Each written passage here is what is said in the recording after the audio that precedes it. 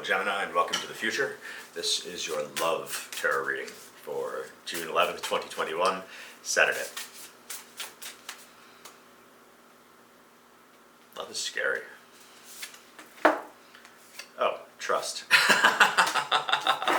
It's perfect on the heels of love is scary.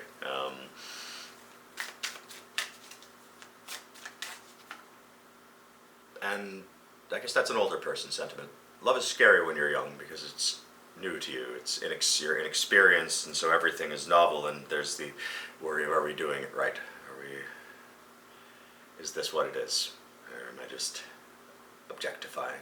Whereas as you get older and you've experienced one or two heartbreaks and broken a couple of hearts along the way, we become wary of repeating the same mistakes, wary of trusting and letting people in whom we might share love with, but more wary of what we might do to others along the way.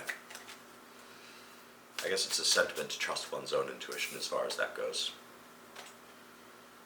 If hurt is inevitable, why let that stop us? Whew. Much work has been done, but work remains. It feels like we're taking a rest right now, though, as far as that is concerned. And who can say, perhaps as Geminis, we're high maintenance lovers. What are you going to do? King of Wands.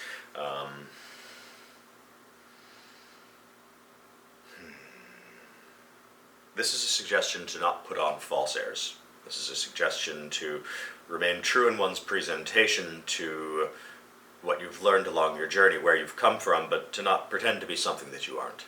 And once crowned, don't act effete. Don't lose touch. What's the trust factor associated with that? We'll drill down. Hanged Man. That, once again, this comes up that, you know, in our love, we're coming to a period where it's going to contain a bit of suffering, perhaps, or a sacrifice has to be made. Is that a sacrifice of self or a sacrifice from someone else? And I guess that's the trust factor, the Hanged Man. Oh, I asked a question, I got an answer. There's your trust factor for the King of Wands. The King of Wands understands that after crucifixion there's resurrection, so good luck.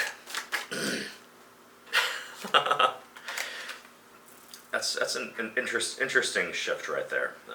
Queen of Wands coming up beside King of Wands with the sacrifice between. I can imagine what this might mean for me, but ask me no questions and I'll tell you no lies.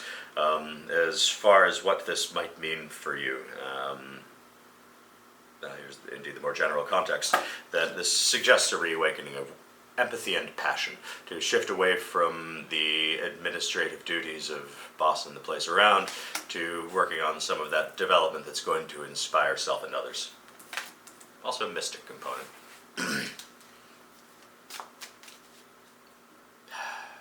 It's hard not to feel out of control sometimes when the cards not only suggest to us what we might do, but also seem to come true regardless of our intentions or actions. And it's a bit of a drag. It's like, there it is. There's that greatest enemy, the feeling of entrapment, the feeling of not knowing what's coming next, and powerlessness against the winds of fate.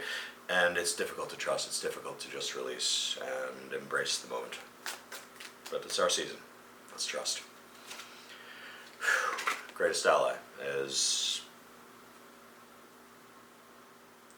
our sense of personal abundance, but also the abundance which stands before us. That, those with whom we associate, their cups are full.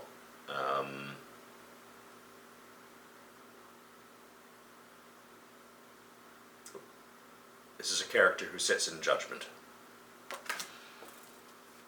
And he's smiling. I'll show more about that, though. That confirms my suspicion on that. The Six of Pentacles is the card of charity, the card of receiving, and we are seated before a rather pleased judge right now. Ominous. Is our performance being shaped to please the judge, or are we performing ourselves and the judge is pleased? Sociology. It's a hot mess. Gemini, thank you for watching. Good luck with love.